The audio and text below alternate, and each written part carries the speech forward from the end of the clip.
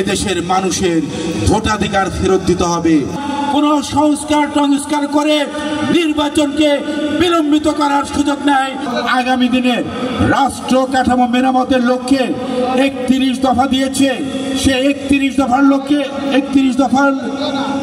লক্ষ্যে আগামী দিনে বাংলাদেশের রাষ্ট্র কাঠামো মেরামত হবে এবং সংস্কার সম্পূর্ণ হবে এবং সেই 31 দফা ইতিমধ্যে আমাদের নেতা জনাব তারেক রহমান আপনাদের মাঝে দিয়েছে।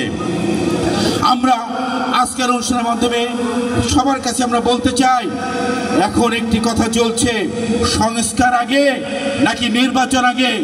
আমরা অত্যন্ত পরিষ্কারভাবে দ্ব্যর্থহীনভাবে জানাতে চাই, বাংলাদেশ জাতীয়তাবাদী দল বিএনপি জানিয়েছে, আমাদের নেতা জনাব তারেক রহমান জানিয়েছে, আগে এদেশের মানুষের ভোটাধিকার ফেরত দিতে হবে।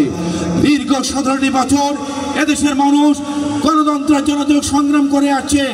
দীর্ঘ 17টি বছর এদেশের মানুষ তাদের ভোটাধিকার ফেরত পাওয়ার জন্য সংগ্রাম করে আসছে। আপনারা অবিলম্বে তত্ত্বাবধায়ক সরকারের প্রধানের উদ্দেশ্যে আমরা বলতে চাই, ওয়ালটন আবারও মিলিনিয়ার অফারে ওয়ালটন ফ্রিজ কিনে আপনিও হয়ে যেতে পারেন মিলিয়নিয়ার। এদেশের মানুষকে আপনারা তাদের ভোটাধিকার ফেরত দিন। তত্ত্বাবধায়ক সরকারের প্রধান কাজ হচ্ছে একটি অবাধ সুষ্ঠু নির্বাচনের আয়োজন করে এদেশের ক্ষমতা এদেশের জনগণের হাতে বুঝিয়ে দিতে হবে। আমরা ডক্টর ইউনূসের নেতৃত্বে তত্ত্বাবধায়ক সরকার দেশে বলতে চাই, কোন সংস্কার করে নির্বাচনকে বিলম্বিত করার সুযোগ নাই। আগামী ডিসেম্বরে বসে নির্বাচনের দিতে হবে, সে দাবি রেখে আজকে আপনাদের মাঝ থেকে এখান থেকে বিদায় নিচ্ছি। আপনাদের সাংস্কৃতিক অনুষ্ঠান আপনারা সুন্দরভাবে উপভোগ করবেন এই আশা রেখে আমার ওই মোবারক জানিয়ে বিদায় নিচ্ছি। খোদা হাফেজ। বাংলাদেশ জিন্দাবাদ।